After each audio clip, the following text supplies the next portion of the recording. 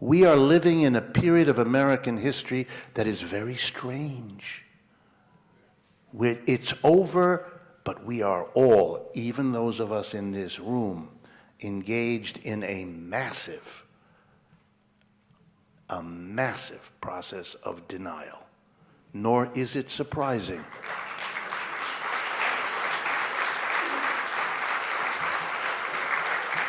Nor is it surprising.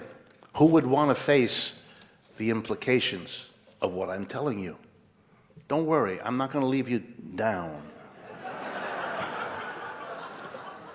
Denial is an understandable reaction to a difficult reality. Always has been. You know that from your own personal life. Think about it. So what do you do? What do you do? How do you handle a situation like this as a society? Well, you could appeal to the government. And Americans like to do that, despite what they say. The government is called in to fix things, rules, laws, regulations. And I want to hammer home, as I bring this to a close, I want to hammer home the mistake that I think that represents. A mistake I think our history teaches us. The last time our economy faced anything like the crisis we're in now was the 1930s. And as Susie mentioned before, I want to say a few words about that. In the 1930s, we had terrible unemployment. 1933, official unemployment rate, 25%, more than 3 times what we have now. Terrible. No jobs, unemployed people, no taxes flowing into any government. They couldn't do anything because, like today, there's no money, there's no money. And the president who was elected, Roosevelt, in 1932, came in as a kind of centrist Democrat. Not that different, if you think about it, from the one we have now. Believed in a balanced budget, all sorts of things. But then within a year, this president really changed. Wow. And by 1933, listen to what this man did.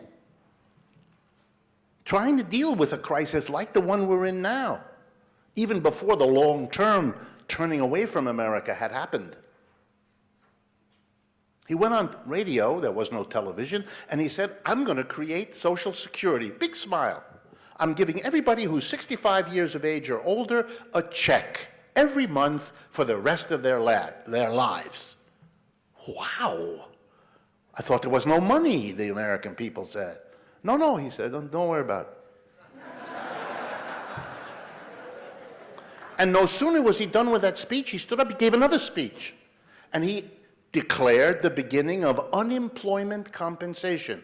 We'd never had Social Security in America before. We never had unemployment compensation. Those were created in the depths of a depression. He went on the radio and he said, I'm going to give every unemployed man and woman a check every week for a couple of years, just to make it kind of easier for you. It's not your fault. Wow. There were tens of millions of unemployed people. He was now going to give a check to the old ones, 65 and older, and he was going to give a check to all the unemployed, but he wasn't done. Within a few weeks, he went on the radio and he said, I got another plan.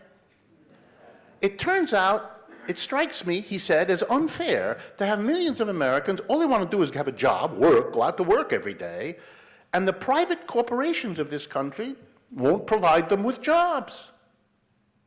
It seems to me the only reasonable thing for me to do is the government should provide them with jobs. So between 1934 and 1941, he created and filled 15 million jobs. Wow. The stunning reality of American politics today is not that we're not doing that. The achievement of American politics is no one even discusses it. It's as if we've had a kind of attack of national amnesia, an illness of the brain that requires us not to know even a recent part of our own history. Well, you might be wondering, and you should, about where in the world Roosevelt got the money for Social Security, unemployment, and paying salaries to those millions of people he hired. And I'm going to tell you now, you're not going to believe it because you live in a different time, but I'm going to tell you, and I'm going to say it twice to help you believe it. He taxed corporations and the rich.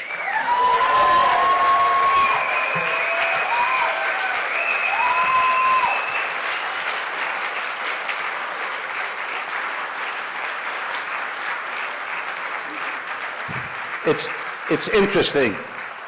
We in New York think that what just happened here can't happen in a place called Southern California. So I'll take back a report that you had that reaction. So I'll say it again. He taxed corporations and the rich.